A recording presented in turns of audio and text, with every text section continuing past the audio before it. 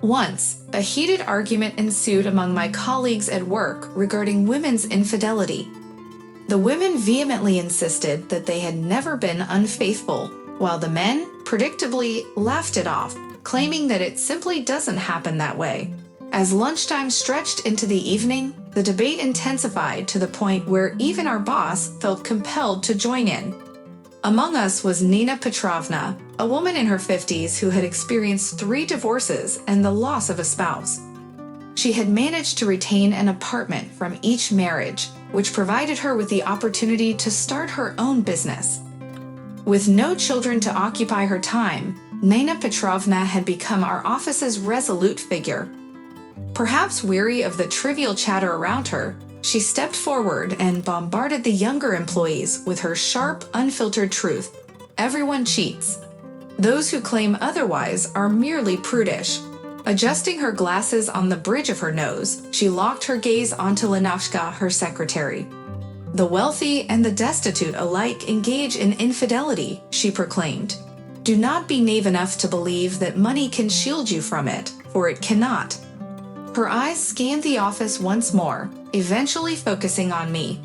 The beautiful, the slim, and even the intelligent are betrayed, she continued.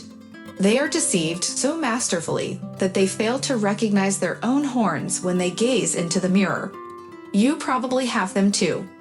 Personally, I have cheated on every one of my husbands, knowingly and with great pleasure. Not a single one of them was aware of my affairs. Yet, I paid a steep price for my actions. Feeling compelled to address the burning question within me, I summoned the courage to speak up. Nina Petrovna, forgive me, but how can one know if it's time to purchase horn polish or if it's premature? My query was laden with urgency, for I had been observing my girlfriend's increasing work-related late-night calls. Anyone in my position would have suspected infidelity. The boss leaned back in his chair and began sharing his personal insights. Well, he began, based on my own experience, the first thing you should pay attention to is how captivating you still find each other.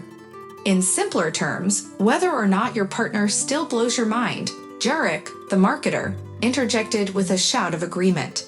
Exactly, the boss affirmed. Secondly, take note of how well they take care of themselves. It's no secret that as time goes on, you both become accustomed to one another, and certain bachelor habits are forgotten.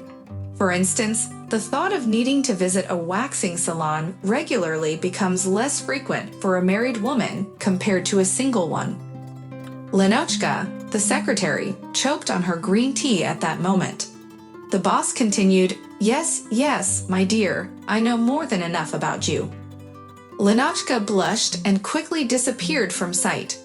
The third point is how much access you have to each other's personal space, Nina Petrovna added, casting a scrutinizing gaze in my direction. I can see you have a lot to ponder, my dear. However, please do so at home.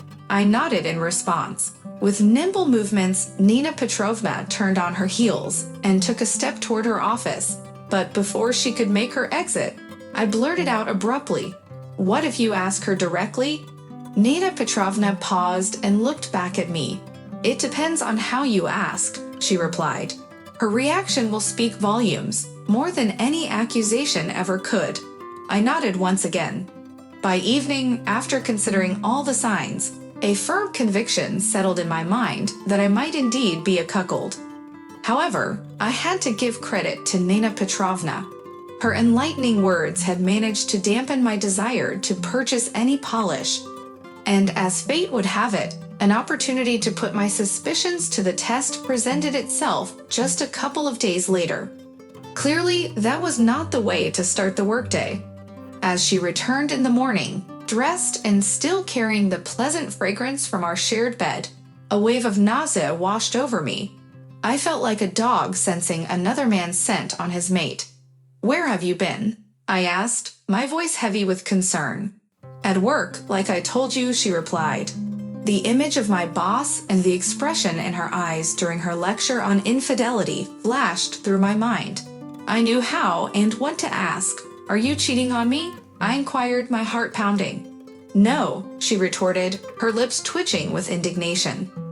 In a sudden burst of movement, she leaped up and snatched her phone. Just as Nina had said, her words were lies, but her body language revealed the truth. I knew it. "We're breaking up," I declared. "What do you mean, we're breaking up? Are you insane? We were planning a wedding," she exclaimed. "I've been sleeping with you for 3 years for nothing." A cynical laugh escaped my lips. "Well, I thought it was love," I retorted sarcastically. "Oh, you're so naive. Love? Look around you. The world has long since grown wise. You're a handsome, ordinary guy, perfect for settling down." What high praise. You're attracted to him because he's simple. So who is it, the lover? Is he handsome or wealthy? "No, it's because you're boring," she shot back. "Look at how we live. Fool, I've done so little for you, but you always give your all," she continued, her brow furrowed. Her expression shifted, sadness overtaking her features. We sat in silence, facing each other. Tears streamed down her face. The allure of an idle nightlife had ensnared her to the point where she had lost touch with reality and abandoned our relationship in pursuit of excitement with her lover. She had briefly satisfied her hunger for adventure, but now she was paying the price for that reckless escapade. As Nina Petrovna had warned, infidelity always leads to a sorrowful conclusion, with varying outcomes. In my story, the ending was the parting of ways with my beloved. She moved back to her parents, and the years that followed were marked by the echoes of our lost love.